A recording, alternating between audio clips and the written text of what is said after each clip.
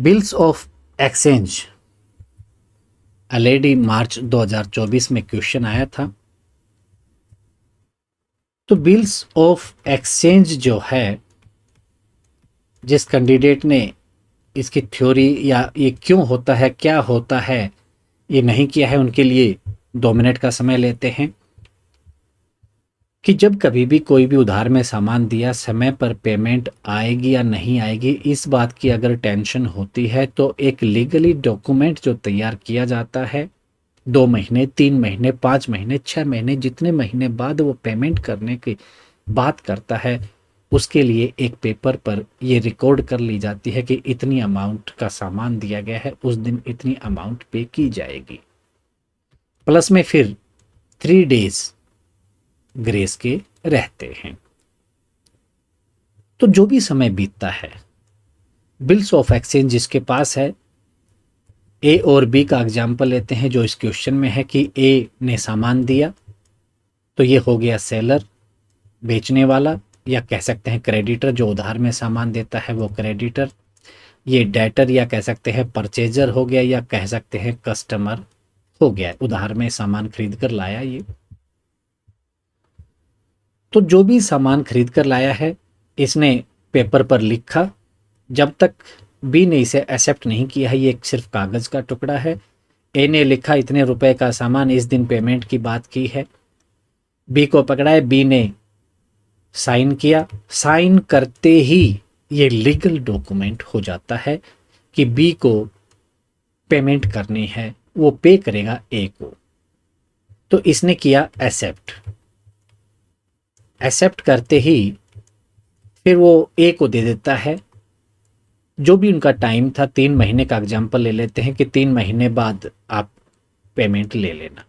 3 महीने बाद ए जाएगा बी के पास, कागज का टुकड़ा जो बिल्स ऑफ एक्सचेंज है। तो जिसको पेमेंट करनी है वो तो कहेगा बिल्स पेएबल, कि उसके लिए तो ये पे करने वाला बिल है, लेकिन जिसे ये अमाउंट मिलेगी उसके लिए ये बिल्स रिसीवेबल है। तो जो बिल रिसीवेबल है, जो अमाउंट आएगी वो तो एक एसेट है। और एसेट का नेचर क्या होता है जी? Debit nature. Debit nature. आप याद रख सकते हैं, असिस्टेंट इंजीनियर, एसेट और एक्सपेंसेस, इनका जो नेचर है वो डेबिट है। और सीजीएल, कैपिटल गेन, और जो आपकी लायबिलिटी है, इनका क्रेडिट नेचर होता है। तो बिल रिसीवेबल है, हमारी एसेट है, और एसेट का डेबिट नेचर होता है। चलिए ठीक है। अब ए के पास वो कागज आ गया, उसके पास अब 4 ऑप्शन हैं कि वो इसे या तो अपने पास रखे 3 महीने तक, और 3 महीने बाद बी से जाकर पैसे ले ले। दूसरी ऑप्शन है वो किसी को एंडोर्स भी कर सकता है। तीसरी ऑप्शन वो कलेक्शन के लिए बैंक में दे सकता है। और चौथी ऑप्शन कि वो डिस्काउंट भी करवा सकता है कि बैंक में उसको ज़रूरत थी पैसे की 3 महीने से पहले, 1 महीने बाद, एक उसी दिन या नेक्स्ट डे, कभी भी जो भी टाइम दिया हो, वो बैंक में जाएगा कि मेरे पास ये एक 10,000 का ये बिल ऑफ एक्सचेंज है, ये अमाउंट आप कलेक्ट कर लेना, मुझे पैसे की आज ज़रूरत है। तो जितना टाइम बचा हुआ है उसका कि वो बी से पैसे ले सकते हैं, उतने टाइम का वो कैलकुलेशन करके चार्ज ले लेते हैं। उसे इंटरेस्ट कह लीजिए, या किसी भी प्रकार से डिस्काउंट वर्ड यहाँ पर हम यूज़ करेंगे कि वो बैंक अगर पैसा देता है उतने टाइम के लिए यूज़ करने के लिए, क्योंकि बैंक को तो जो 3 महीने का समय दिया है उसमें से अगर 1 महीना हम मान लेते हैं कि उसने बिता दिया और 1 महीने बाद बैंक में गया, तो बैंक को तो 2 महीने बाद वो पैसा मिलेगा।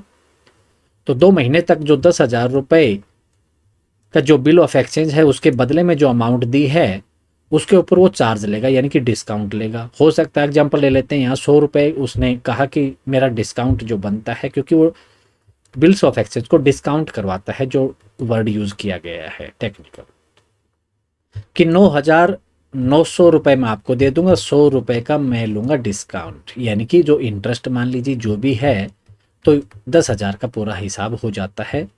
तो ए को मिले 9,900 रुपये, लेकिन 2 महीने पहले ही उसको अमाउंट मिल गई, वो उस अमाउंट को यूज कर सकता है अपने बिजनेस में, कभी इमरजेंसी आए तो वो डिस्काउंट करवा लेता है। 4 ऑप्शन रहती है। तो इस क्वेश्चन में वो डिस्काउंट करवाता है बैंक में जाकर। 40,000 का यहाँ पर एग्जाम्पल है, जो क्वेश्चन में दिया गया होगा उतना डिस्काउंट हम रिकॉर्ड कर देंगे।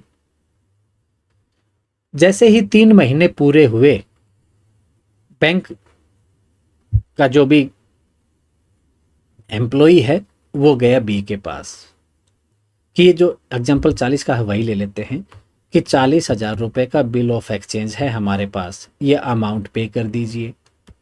बी पेमेंट नहीं कर पाया, तो चेक वगैरह जो आप जमा करते हैं उसकी पेमेंट नहीं हो पाती, तो क्या वर्ड यूज करते हैं जी उसके लिए?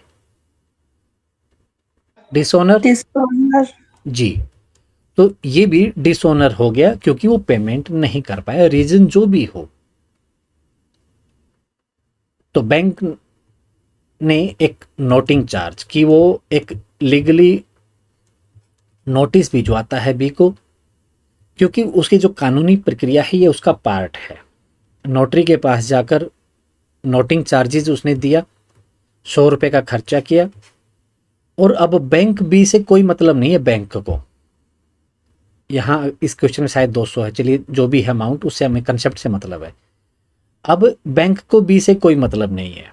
बैंक कहेगा मैंने ए के पास जाएगा क्या, वो तो जब डिस्काउंट किया था तो उसके खाते में ही पैसा डाला था, उसके खाते से पैसे निकाल लेगा वो, यानी कि वो तो लेगा ए से। और कितने रुपए लेगा जी अभी?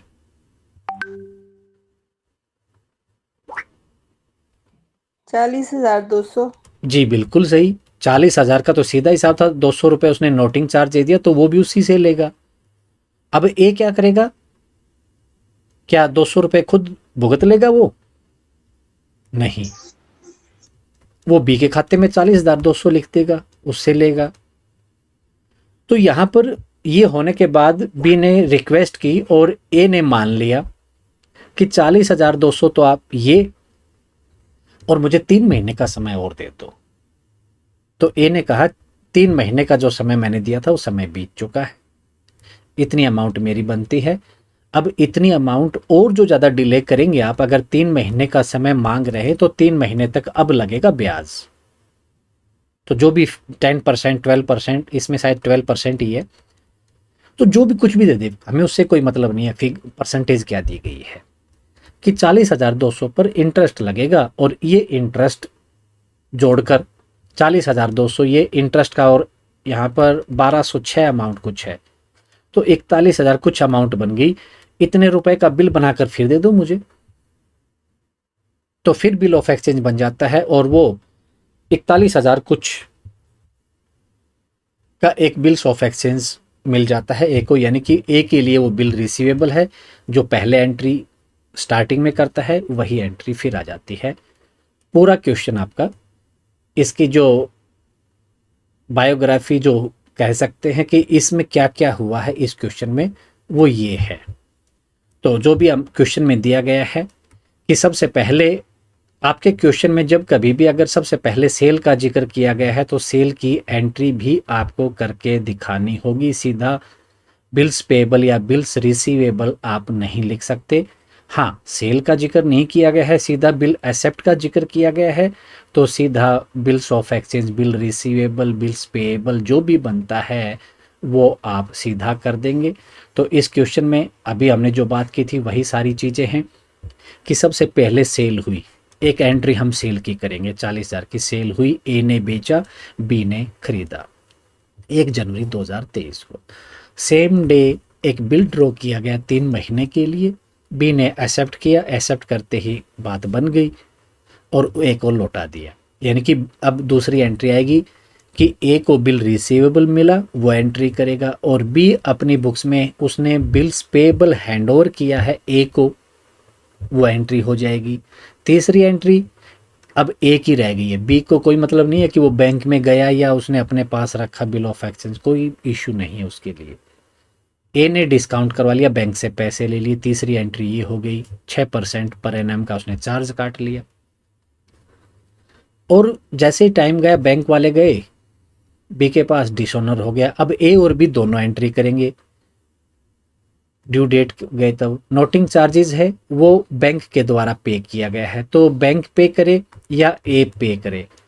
बी को तो ये 200 रुपये देने हैं, लेकिन इसमें डिफरेंस आ जाता है एंट्री में। ए क्या एंट्री करेगा, अगर ये ए पे करता तो वो 200 रुपये कैश और 200 रुपये उसके लिख देता बी के, लेकिन ये बैंक ने पे किए हैं तो अब ए इसको अलग नहीं दिखाएगा, क्योंकि बैंक तो उसे 40,200 सीधे मांगेगा, वो ये सीधा बी के अकाउंट में लिख देगा। 4 अप्रैल को बी ने फिर, क्योंकि 3 महीने का था और 1 जैन से फिर 3 को, यहाँ 4 जैन को उसने डिस्काउंट करवा लिया। 3 महीने जाएंगे आगे, 1 जनवरी से कितना आ जाएगा जी, फरवरी, मार्च और अप्रैल।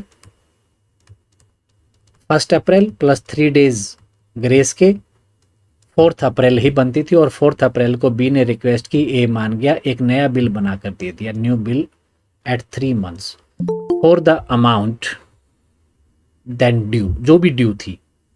लेकिन इंटरेस्ट बताया कि अब 3 महीने तक तो आपने पेमेंट के लिए मुझे जो इंतजार करवाया मैंने कर लिया, लेकिन अब और समय चाहिए तो उसके ऊपर आपको इंटरेस्ट देना होगा। ये सारी एंट्रीज हमें करनी है। ये आपका क्वेश्चन है, make journal entries to record this transactions in the books of A and B. दोनों के में लिखनी है, जो सेलर है या क्रेडिटर कह लीजिए जिसने परचेज किया है, ये दोनों अपनी अपनी बुक्स में रिकॉर्ड करेंगे, और बिल्स ऑफ एक्सचेंज में जो सेलर है उसे पैसा मिलेगा, उसके लिए ये रहेगा बिल रिसीवेबल। जो परचेजर है जो पेमेंट करेगा उसके लिए ये रहेगा बिल पेएबल। दोनों की साथ साथ में एंट्री करते चलेंगे। ये ए का जर्नल बना लेते हैं और ये बी का। डेबिट क्रेडिट, क्योंकि एक डेबिट होना है तो दूसरा क्रेडिट भी होगा। नॉर्मल परचेज की, सेल की, ये सब एंट्री आती हैं। तो हमारी जो जर्नल एंट्री रहती हैं उसी प्रकार हम जो जो इवेंट इसमें होते गए हैं। सबसे पहले कहा सेल ऑफ गुड, क्या एंट्री रहेगी जी सेल्स की?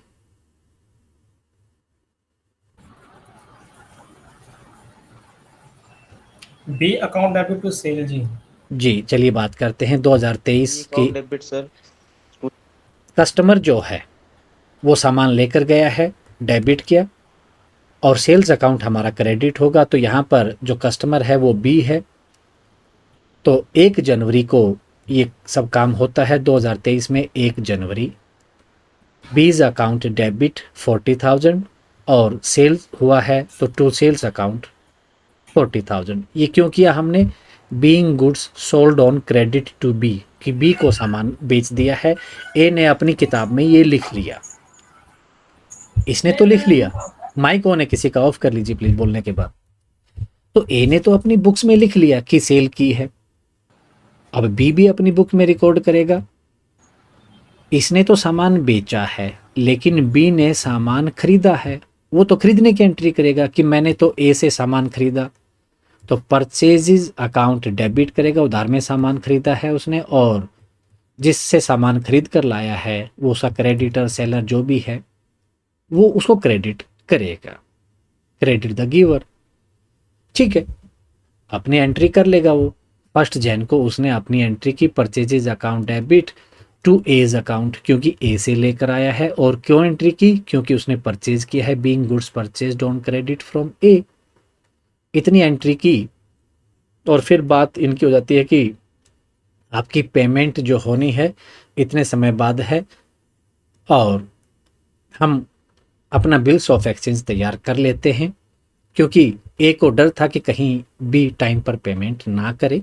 तो एक लीगल डॉक्यूमेंट जो तैयार करने की इनके आपस में बात हुई। तो on the same day draws A bill on B, draw bill करेगा ए क्योंकि ड्रॉयर है, और बी है ड्रॉई, वो एक्सेप्ट करेगा। लेकिन जब तक एक्सेप्ट नहीं होता उसकी कोई वैल्यू नहीं होती है।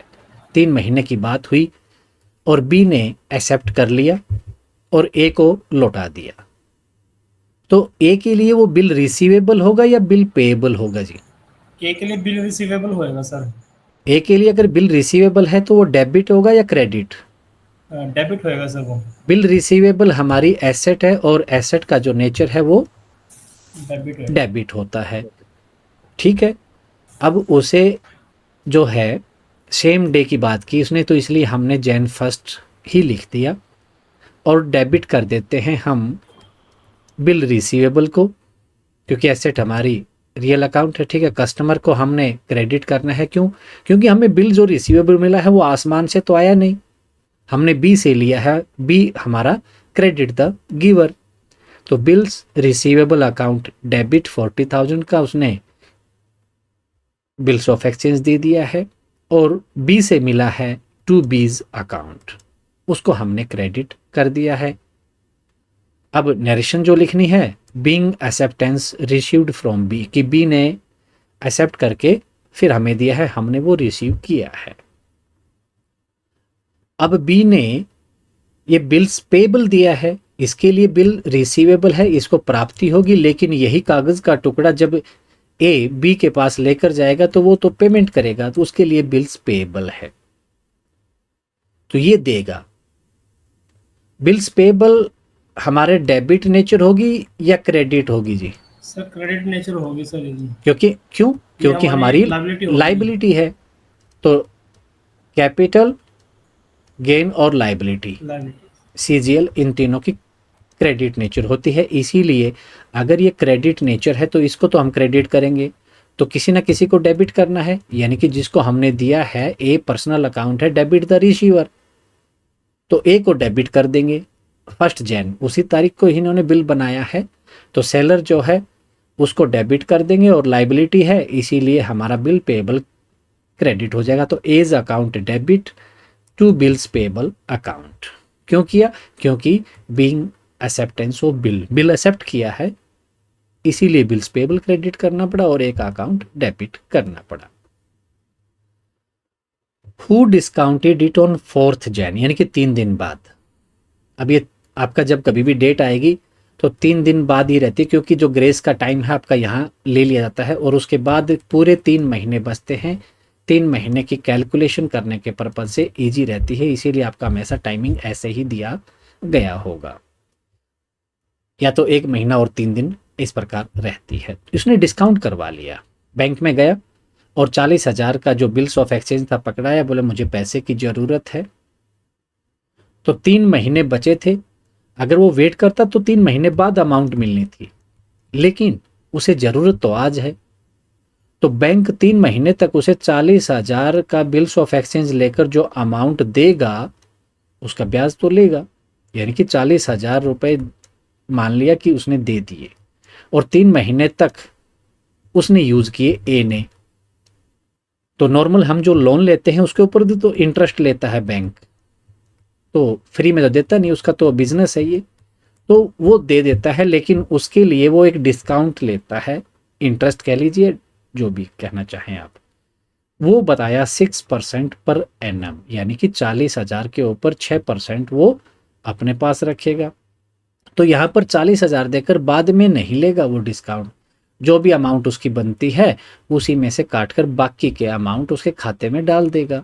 तो डिस्काउंट अगर 6% की बात करें तो 40,000 का 6% हम निकालेंगे, लेकिन ये पैसा वो 3 महीने तक ही यूज करेगा। लेकिन हमारी जो रेट ऑफ इंटरेस्ट यहाँ पर बात की गई है, डिस्काउंट की बात की गई है, वो तो पर एनम है, इसीलिए हम 3 महीने की कैलकुलेशन अलग से करेंगे।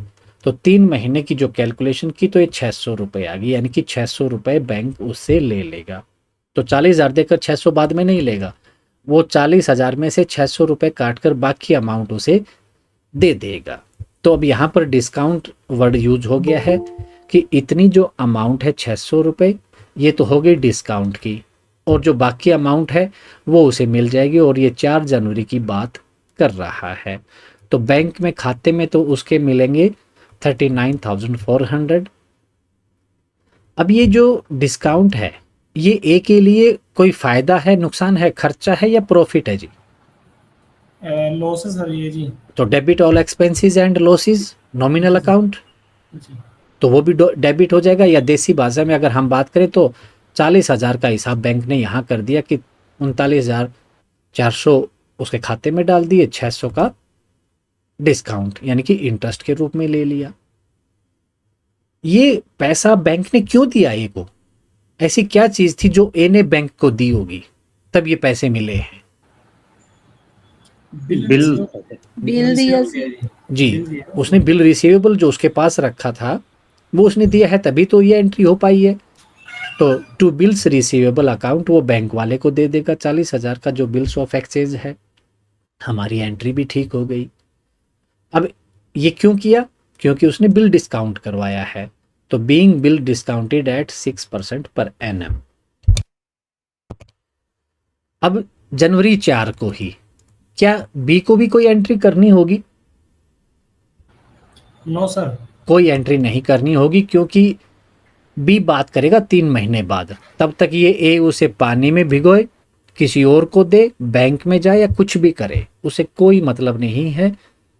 जब 4 अप्रैल आएगी तब तक बी का कोई रोल नहीं है। ये किसी को एंडोर्स करे, डिस्काउंट कराए या कलेक्शन के लिए बैंक में भेजे, जो कुछ भी करे या अपने पास रखे, कोई मतलब नहीं है। चलिए ठीक है, उसने पैसा लिया, पैसा यूज किया। अब समय आ गया कि बैंक से कोई गया बी के पास कि अमाउंट दे दो, लेकिन बी ने नहीं दी, रीजन जो भी हो। तो यहां तो बैंक के लिए तो डिसऑनर हो गया और बैंक ने नोटिंग चार्ज दे दिया और उसने ए को बता दिया कि 40,000 ये और 200 रुपये मैंने नोटिंग के लगा दिए, मैं तो आपसे लूंगा। तो फिर ए क्या एंट्री करेगा जी?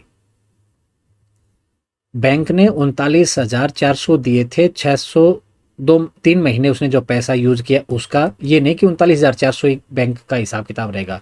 बैंक अगर बी के पास जाता तो 40,000 लेकर आता, वो अमाउंट अब ए से खाते से निकाल लेगा, लेकिन 200 अगर और खर्चा कर दिया है तो वो ऐड हो जाएगा। तो पहली बात, हम ऐसी जो डिस्काउंट करवाया है वो बी के अकाउंट में कोई रिकॉर्ड नहीं होगा। Acceptance is dishonoured on the due date and the noting charges were paid by bank. Bank के द्वारा पे किए गए थे 200 रुपये 4 अप्रैल को, क्योंकि 3 महीने पूरे होते हैं, 3 दिन ग्रेस के मिलने के बाद 4 अप्रैल को ड्यू होता है। डिसऑनर हो गया तो दोनों ही एंट्री करेंगे इस वक्त। तो जहां बिल होता है वहां से स्टार्ट होगी। तो ये बैंक के पास था, बैंक ने ए को बता दिया कि 40,000 वो और 200 रुपए का ये। तो अब बैंक लेगा 40,200।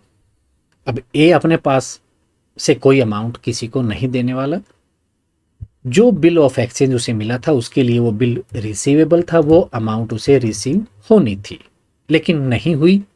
200 रुपये बैंक वाला और मांग रहा है नोटिंग चार्ज का, तो वो खुद नहीं भुगतेगा, वो बी के खाते में लिख देगा। तो कितनी अमाउंट होगी जब बी के लिए?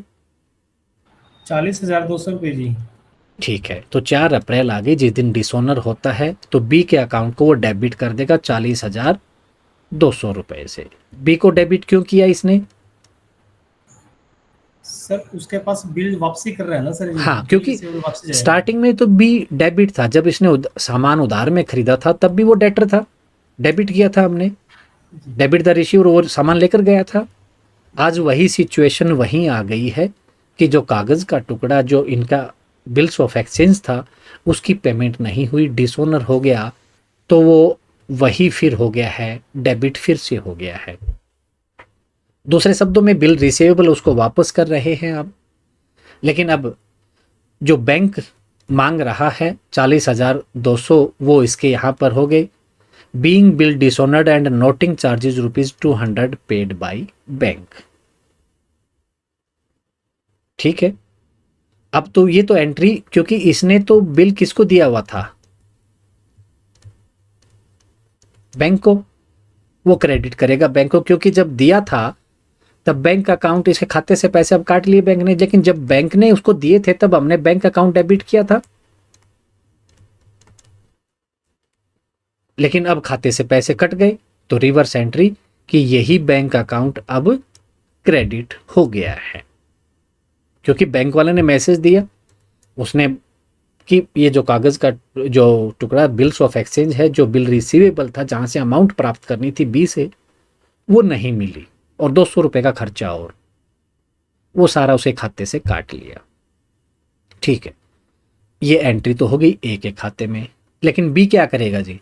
अच्छा चलिए एक पॉइंट यहीं और डिस्कस करते हैं साथ में। अगर ये वर्ड जो लिखा है कि noting charges paid by bank, अगर बैंक पे नहीं करता तो उसे खाते से बैंक तो सिर्फ 40,000 रुपये ही काटता फिर, और टू कैश 200 रुपये अलग से फिर रिकॉर्ड करते। ये एंट्री में चेंज हो जाता है कि नोटिंग चार्ज पे किसने किए हैं, वो यहाँ पर एंट्री में फ़र्क आ जाता है। ठीक है जी, क्योंकि बैंक अगर नोटिंग चार्ज पे नहीं करेगा तो बैंक तो उसके खाते से 40,000 ही माइनस करेगा। 200 रुपये उसने खुद नोटिंग चार्ज दिया है तो 200 रुपये वो यहाँ पर लिखेगा, अगर बैंक ने अगर नोटिंग चार्ज पे नहीं किया है तो। क्लियर जी पॉइंट ये? जी सर। ओके, यहाँ पर डिसऑनर हो गया है, ये एंट्री तो बी को भी करनी पड़ेगी। बी क्या एंट्री करेगा जी? अब उसे जो बिल्स पेबल था यहाँ क्रेडिट करके रखा था उसने, और ए को डेबिट कर दिया था। बिल्स पेबल टू सर ए जी। ए हो जाएगा, लेकिन अमाउंट में तो डिफरेंस आएगा। इसने तो लिख दिया 40,200 और उसका जो बिल पेबल था वो तो 40,000 का था, मतलब मैच नहीं हो पाएगा डेबिट क्रेडिट। वो जो नुकसान हुआ है यानी कि नोटिंग चार्ज है वो 200 रुपये, वो भी रिकॉर्ड करेगा कि 200 रुपये ये मेरा लॉस हो गया है, नोटिंग चार्ज का भी मुझे देना है। अप्रैल 4 बिल्स पेबल है 40,000, लेकिन नोटिंग चार्ज के 200 रुपये ये भी डेबिट होंगे, debit all expenses and losses, तो 40,200 हो गए। और ये बी के खाते में ए ने भी लिखे थे, टू एज अकाउंट 40,200। अभी ये मैच भी हो गया है। क्यों करना पड़ा? क्योंकि डिसऑनर हो गया है, being bill dishonoured and noting charges due. Noting charge और बिल दोनों की एंट्री अपडेट हो चुकी है। तो ये तो होगी बात। फिर बी ने रिक्वेस्ट की कि आप मुझे 3 महीने का समय दो। इसने कहा कि 3 महीने का समय दूंगा, लेकिन 12% पर एनम के हिसाब से जो 40,200 अब आपके खाते में जो लिख रखे हैं इसके ऊपर आपको ब्याज देना होगा। तो 12% पर एनम इंटरेस्ट कैलकुलेट कर लेंगे 40,200 पर, 12% है तो कितने महीने का निकालेंगे जी? 3 मंथ्स की। 3 मंथ्स के लिए ही आगे उसने बात की है, तो 3 महीने का हम कैलकुलेट करेंगे। ये हो गया 1206 रुपये की 1206 रुपये और ब्याज के अभी जोड़ लो खाते में, वो भी लूंगा। तब 3 महीने का समय आपको दे सकता हूं कि 3 महीने का ब्याज लूंगा, तो 40,200 और 1206 ब्याज के ये मैं लूंगा। वो बोले ठीक है, तो 41,406 रुपये 3 महीने बाद दे देना, लेकिन उसके लिए मुझे बिल्स ऑफ एक्सचेंज अभी दे दो। मेरे लिए बिल रिसीवेबल जो होना है वो मुझे चाहिए। ठीक है, एग्रीमेंट हो गया। तो 1206 रुपये का जो उसे ब्याज मिलेगा, तो ब्याज की एंट्री हम तो इंटरेस्ट अकाउंट में रिकॉर्ड करते हैं। सही बात है जी, इंटरेस्ट अकाउंट हमारा अलग रहता है। जी सर। तो ए अपने इंटरेस्ट अकाउंट में 4 अप्रैल को रिकॉर्ड करेगा B's account debit to interest account. और ये अमाउंट क्यों हुई? क्योंकि being interest due for 3 months from B on renewal of bill, कि बिल रिन्यू जो किया है उसके लिए उसे इंटरेस्ट यहाँ रिकॉर्ड करना है। तो ये तो रिकॉर्ड कर दिया। इसके बाद 41,000 जो अमाउंट आई थी, अब टोटल कर रहे थे, उस अमाउंट का ये बिल ड्रॉ करेगा, बी एक्सेप्ट कर लेगा। और जब एक्सेप्ट करके ये एंट्री 1 तारीख को जो भी एंट्री आई थी इसमें फिगर चेंज हो जाएगा, और यही एंट्री फिर से हो जाती है कि ये बिल्स रिसीवेबल लेगा, और आसमान से तो टपका नहीं, बी ने दिया। ये बिल्स पेएबल देगा, एज का अकाउंट को डेबिट करेगा एक अकाउंट को, क्योंकि डेबिट द रिसीवर जिसने रिसीव किया है। चलिए 4 अप्रैल को दोनों की एंट्री कर देते हैं। पहले ए में कर देते हैं बिल्स रिसीवेबल। ये नए वाला बिल रिसीवेबल है जिसमें 4,200 और 1,206 जोड़कर 41,406 डेबिट किए हैं। एसेट है, बिल्स रिसीवेबल एसेट है, डेबिट नेचर होता है, तो डेबिट किया बिल रिसीवेबल को। मिला किससे? बी से, तो बीज अकाउंट, टू बीज अकाउंट 41,400 क्यों किया? क्योंकि being acceptance received from B, B ने एक्सेप्ट किया है इतना, एक नया बिल बना दिया, इसलिए ये रिकॉर्ड किया। अब यही चीज बी भी रिकॉर्ड करेगा, तो बी तो सीधा लिख देगा कि मैंने बिल्स पेबल दे दिया, क्योंकि इस अमाउंट का बना कर दिया है, अब तो उसने एक्सेप्ट किया है इतनी अमाउंट का। तो 4 अप्रैल को तो बिल्स पेबल डेबिट होगा या क्रेडिट होगा जी? यहाँ पर क्रेडिट। क्रेडिट, क्योंकि उसके क्रेडिट नेचर है, लाइबिलिटी है। तो डेबिट द रिसीवर, ए ने रिसीव किया, A's account debit to bills payable, और ये उसने एक्सेप्ट किया है बिल, इसलिए उसने ये एंट्री की है। क्वेश्चन में इतनी ही एंट्री करवाई गई है, ये एंट्री हमारी पूरी हो गई है। इसके बाद कोई एंट्री नहीं करवाई गई है, लेकिन जिस दिन ये ऑनर हो जाएगा, समय पूरा हो जाएगा, इसको अमाउंट मिल जाएगी, तो ये अपना बिल्स पेएबल ले लेगा और कैश दे देगा। कैश रियल अकाउंट है, credit what goes out, cash जाएगा इससे 41,406, और ये 41,406 बिल्स पेएबल डेबिट कर देगा। वहीं ए को अमाउंट मिल जाएगी, तो इसे मिलेगा कैश, तो कैश अकाउंट डेबिट 41,406 से। ये आपके क्वेश्चन में पूछी नहीं गई है, लेकिन अब क्रेडिट किस चीज को करेगा जी? क्या रखा था इसके पास? ये बिल रिसीवेबल देगा 41,406 का, क्योंकि जब तक ये कागज का जो इनका एक एग्रीमेंट जो है, लीगल डॉक्यूमेंट जो है, एक ही शक्ल को देखकर बी पेमेंट नहीं करेगा, उसको वो बिल चाहिए। बी के लिए बिल पेएबल था और ए के लिए बिल रिसीवेबल था, तो ये बिल रिसीवेबल लेकर गया, उसको पकड़ाया, ये लो भाई, बी ने अपने रिकॉर्ड कर लिया कि बिल पेएबल मुझे मिल गया, उसके बदले में उसने कैश दे दिया। तो ये आपका bills of exchange, discount, noting charges और एक रिन्यूअल हो जाता है बिल्स ऑफ एक्सचेंज का, ये एंट्री पूछी गई थी। तो एक अच्छा क्वेश्चन। वर्किंग नोट हमने दो कैलकुलेशन की थी, 6% की और 12% की। ये आप वर्किंग नोट दिखा दीजिए कि आपने 600 रुपये जो जोड़े और 1,206 जोड़े, ये इस प्रकार थे।